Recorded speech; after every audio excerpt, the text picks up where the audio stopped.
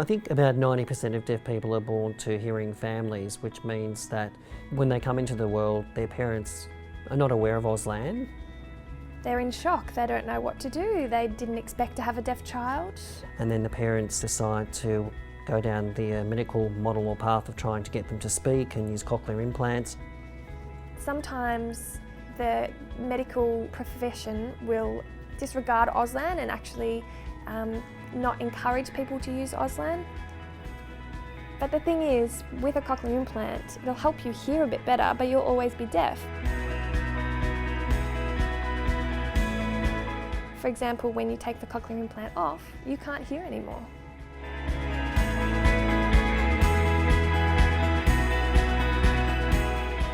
Education is certainly a vital area for our community, and still, it's nowhere near what we'd like it to be. And deaf children who attend school without interpreting support does occur, or if they have an interpreter, they're more likely to be a communication support person. They're not actually qualified or have enough skills and experience. I think deaf education needs to be improved. Some schools are amazing, and others, the quality is just dreadful. And so that means the child at that age, it's so critical they receive the most appropriate information and education throughout their language development. It's an important phase and they don't actually receive the appropriate quality of support and communication. So later on down the track, it means that issues arise because of the education or lack of education that occurred earlier on.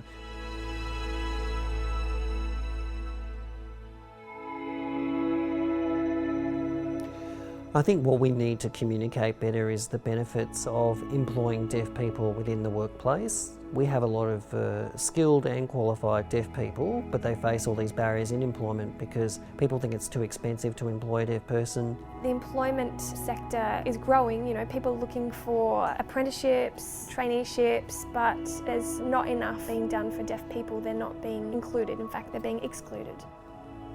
We do have government programs such as the Employment Assistance Fund that provides funding for interpreting services, equipment and modifications, but the funding is only capped at $6,000, so perhaps within the first couple of months deaf people will use that, and for the rest of the year the manager has to cover that cost. Not all employers are that generous. But $6,000 is not enough for 1 year, so the boss needs to determine whether this meeting coming up is important for the deaf person because they have to ration how many meetings are interpreted, but it's important that the deaf person has access to all of these interactions with the company.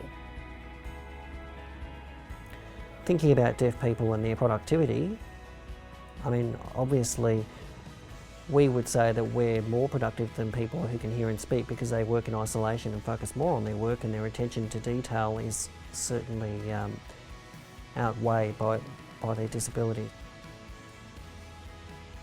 There are some people who say, okay, all right, we'll give it a go with deaf people, and they realise how great they are as employees.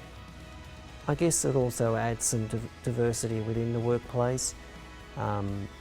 Working amongst a cohort of people who have hearing means that you miss out on the different levels of diversity. So that person can bring in a lot of humour, new language, different ways of communication that certainly would benefit a lot of people, and a lot of people could actually learn from us.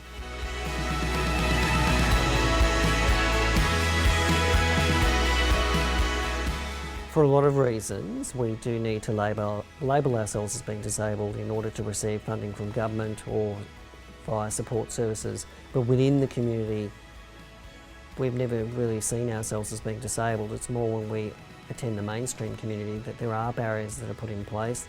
Barriers to information or communication, whether you get on a plane or a train. If you're going to the bank, there's barriers we face around communication issues. But the question is whether we're disabled or society is disabling us. Deaf people need a lot of different things in terms of access compared to hearing people. We're often the invisible disability, if you like, because you'd never know when you walk past a deaf person on the street unless you try to talk to the person or if the person actually raised their hands to sign.